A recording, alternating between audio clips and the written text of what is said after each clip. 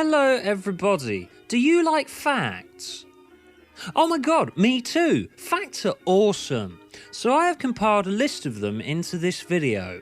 This video is about hidden details and Easter eggs in Doctor Who that you may have missed, that I was able to spot because I watch TV right up close and circle everything that no one notices with a permanent marker. And that is why I have to buy a new TV every few weeks, because the pictures keep changing. Fuck you TV, you bastard! Number 10.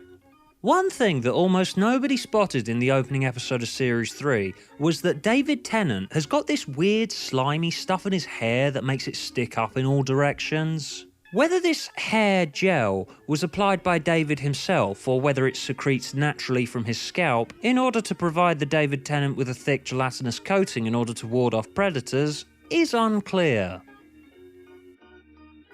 I'm going with the latter. Number 9. Now, in the 11th hour, it's the weirdest thing, right? Amy is dressed as a policewoman, and the TARDIS is a police box. Oh my god, that is so clever that it's basically like quantum physics. Like, seriously, how do they come up with this stuff? 8. One thing that you may not have noticed in The Forest of the Night is that there are all these massive weird brown stick-like things with green shit growing out of them all over the place all of a sudden. What exactly these bizarre growths are, modern science has yet to tell us, but rest assured it will be a proud day for humanity when these weird things can finally be identified, whatever they are. Seriously, what the fuck are these things? Number 7.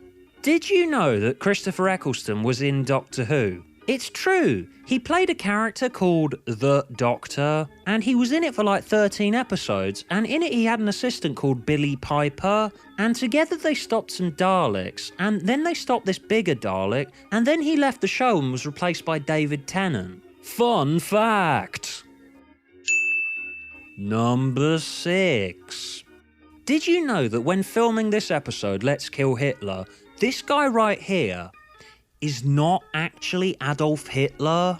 I know, right? It's weird. He's actually an actor called Albert Welling. And also, guess what, right? Even more scandalous, every famous historical person in Doctor Who is played by an actor. This here, not actually the real William Shakespeare. Queen Victoria, fake as well.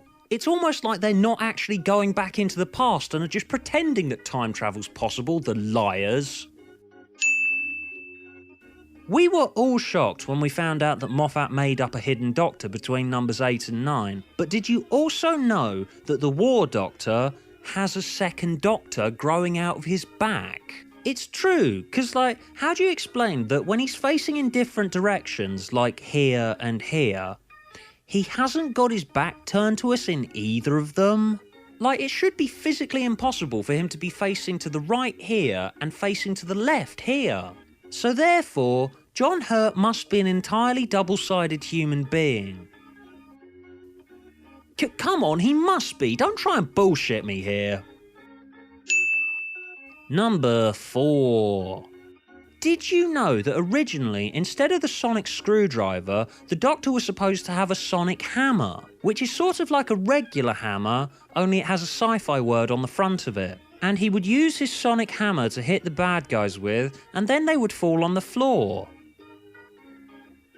Kind of disappointed they didn't run with that one, actually. Number 3. Did you know that this weird little red alien thing in the Crimson Horror was actually grown from a cutting of Stephen Moffat's brain? The BBC had to hire a guy with a big pair of shears by season 7 because Moffat's brain had grown so massive that they had to spend licence fee funds on a big warehouse to keep it in. And the cuttings of his brain grow into these sentient life forms. And if that was where his brain was during Series 7, imagine where it's at now. It's probably produced enough of these weird little red alien things to populate the planet Neptune. Number 2. Oh my god, guys, did you know that there was a companion called Clara... something, what was she called again? She was basically a lady who was like a teacher or a babysitter or something, and she was like in an episode or 12, I forget.